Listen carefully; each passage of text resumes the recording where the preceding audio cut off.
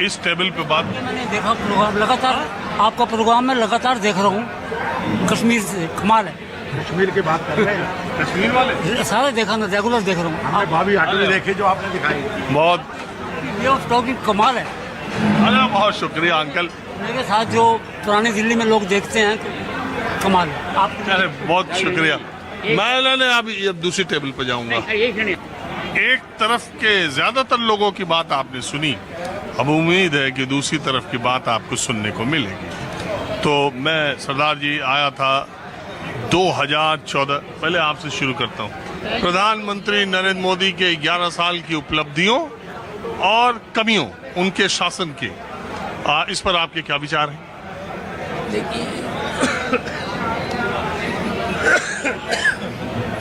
देखिए, मुझे तो अभी तक 11 साल में उसके एक भी ऐसा लगा नहीं है कि ये कहने लायक हो कि 11 साल में हमारे मोदी जी ने ये काम किया है। कुछ भी नहीं किया। कुछ भी नहीं किया, नथिंग। मैं कभी नहीं कहूँगा कि हाँ भी उसको अगर नंबर भी देने पड़े 100 में से उसको 0 नंबर है। ऐसा काम तो मैं जानता था। आप ही नहीं है, समाज ही इसी तरह का हो गया है कि दो ही तरह के लोग हैं। मैं तो हमेशा कहता हूँ। अब मैं सवाल आपसे पूछ रहा हूँ, आप बताइएगा। आज़ादी के बाद 2014 में प्रधानमंत्री से बनने से पहले इस देश के किस प्रधानमंत्री ने सोचा कि हर घर को शौचालय होना चाहिए, और किसने इस दिशा में कोई कदम उठाया जिस तरीके से प्रधानमंत्री ने उठाया? देखिए, शौचालय की बात कही, शौचालय जो बनवाए गाँव में, मैं अभी गाँव भी होके आया हूँ। मैं कई जिलों के ये सुनो पहले। आप बताइए कि शौचालय की महत्ता को किस प्रधानमंत्री ने अपने शासनकाल में ऊपर रखा? ये शौचालय बनाने से लोगों को क्या रोटी मिल गई, क्या उनको एजुकेशन मिल गई, ठीक। रोजगार मिल गया? किस प्रधानमंत्री ने 80 करोड़ लोगों को राशन दिया? हाँ, ऐसा है। ये फूड सिक्योरिटी जो बिल था, ये मनमोहन सिंह जी का था, और उससे पहले भी राशन तो मिलता ही था। अगर मैं आपसे पूछूं, आपको इम्तिहान देना है, मैं इम्तिहान देना, 4 ऑप्शन है। किस प्रधानमंत्री ने 80 करोड़ लोगों को 5 किलो राशन दिया? नरेंद्र मोदी, जवाहरलाल नेहरू, इंदिरा गांधी, वीपी सिंह। तो आप क्या लिखेंगे? देखिए, अच्छा, मनमोहन सिंह, वीपी सिंह, राजीव गांधी, नरेंद्र मोदी। तो आप क्या टिक मारेंगे? अब देखिए, आप बार बार एक ही चीज सवाल कर रहे हैं कि उसने ये क्या। अच्छा, चलिए हटा दीजिए। इसके अलावा किसके काल में, किसके शासन काल में भारत दुनिया की चौथी अर्थव्यवस्था बना? ये तो अभी मैं पढ़ रहा हूँ। आज खंडन आ गया, किसी ने कहा, और अभी 2 दिन पहले यही बात हो रही थी। नीति आयोग के खंडन ही आ गया, उन्होंने यही कह रहे कि चौथी बन। अच्छा, किस प्रधानमंत्री ने देश के गरीबों के लिए बैंकों में खाता खुलवाने का काम किया?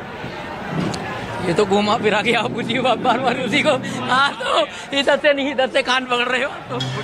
जब आपको नहीं, अब आप बताइए 11 साल में।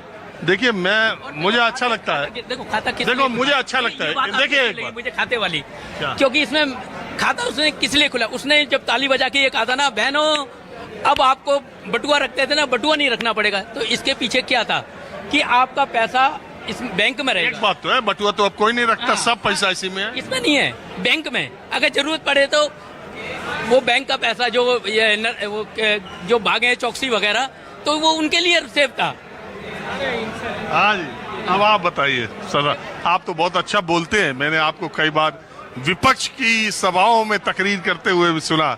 तो इससे पहले कि हमारे दर्शक में से हमारा कार्यक्रम देखने वाले लोग ज्यादातर जानते हैं, कुछ चेहरे कॉफी होम में है, उनको वो पहचानते भी हैं। तो आपका रुख भी एक तरफा ही रहता है। पटरी पर एक ही तरफ गाड़ी दौड़ाने वाले लोग समाज में ज्यादा है। एक तरफ वालों को आपने देख लिया, अब एंजॉय कीजिए दूसरी तरफ वाले लोगों को। आप बताइए। मैं की 11 साल, प्रधानमंत्री के 11 साल हो गए प्रधानमंत्री रहते। अच्छा, आपको लगता है ना नेहरू जी का रिकॉर्ड लगातार प्रधानमंत्री रहने का मोदी जी तोड़ सकते हैं? मेरा ये मानना तो नहीं है कि मोदी जी नेहरू का रिकॉर्ड तोड़ सकेंगे। एक बात। दूसरी बात ये है कि मोदी जी, अरे हम उपलब्धियों, कार्यकाल और मोदी जी से शख्सियत। एक मिनट, मैं थोड़ा दर्शकों को भी पिला। जवाहरलाल नेहरू और नरेंद्र मोदी की शख्सियत, उनकी किसी और चीज की तुलना नहीं कर रहा हूँ। कार्यकाल के वर्षों की तुलना मैं केवल कर रहा हूं कि जितने लंबे समय तक नेहरू जी प्रधानमंत्री रहे, क्या आपको लगता है मोदी जी सबसे करीब होंगे जो उस रिकॉर्ड को तोड़ सकते हैं? मेरा देखो जो बात यह है, मैं तो मृणाल पांडे जो हिंदुस्तान की संपादिका थी, उन्होंने 2013 में ही कह दिया था, उनका संपादकीय नोट था कि आरएसएस को एक ऐसे व्यक्ति की ज़रूरत थी जो स्वच्छंद होकर आरएसएस के एजेंडे को पूरा करे। मैं मोदी जी की बात को ये मानता हूँ कि मोदी जी ने इन 11 सालों में आरएसएस के उस सारे एजेंडे को पूरी तरह बिल्कुल दिल से लागू किया।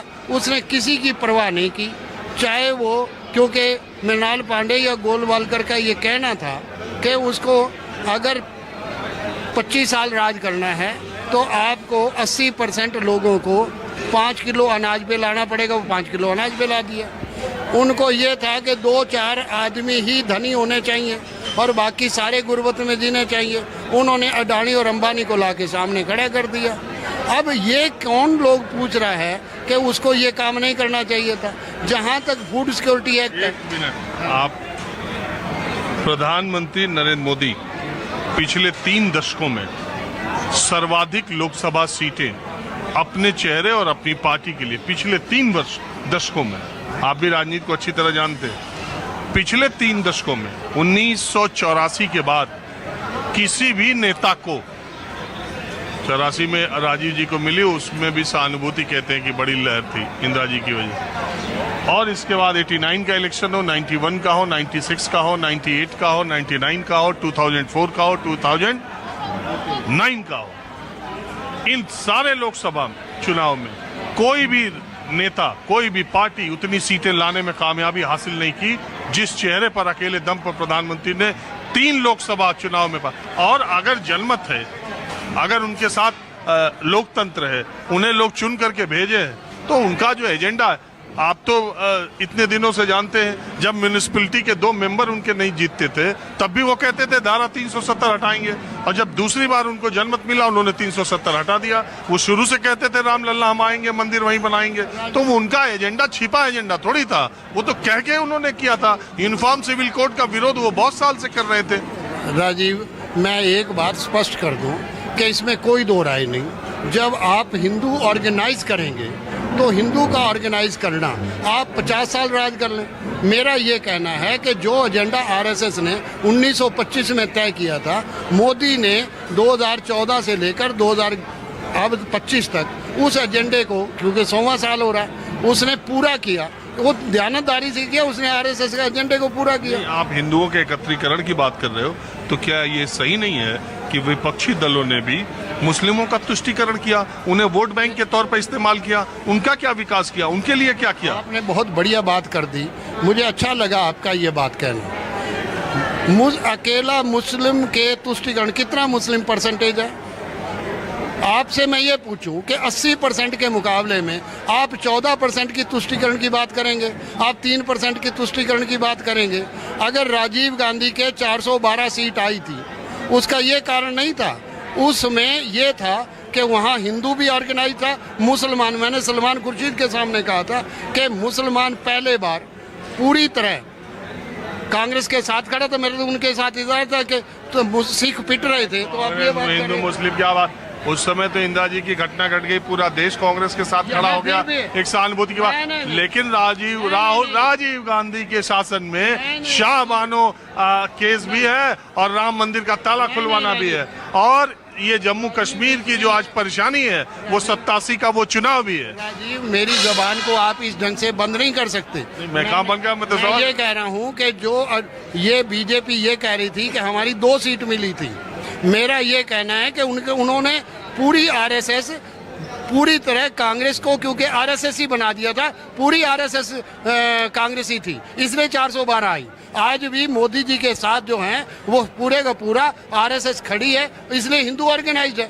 जब तक हिंदू ऑर्गेनाइज्ड रहेगा उसको कोई हटा नहीं सकता। इसके लिए सेकुलरिज्म जो हिंदू का अपने आप को कह रहा है, मैंने उस दिन भी कहा था, अलकटोरा स्टेडियम में भी ये बात कही। मैं पूछना चाहता हूँ, ये जाति जनगणना आज हो जाए तो हिंदू परिभाषित हो जाएगा। आज हिंदू परिभाषित कर दो, सब टूट जाएगा। क्यों नहीं आरएसएस परिभाषित करना चाह रहे? क्यों जातिगत जनगणना कराने की आरएसएस बीजेपी तैयार नहीं है? ये तो आपका मैं वहम और मेरा दोनों का वहम है कि जैसे महिला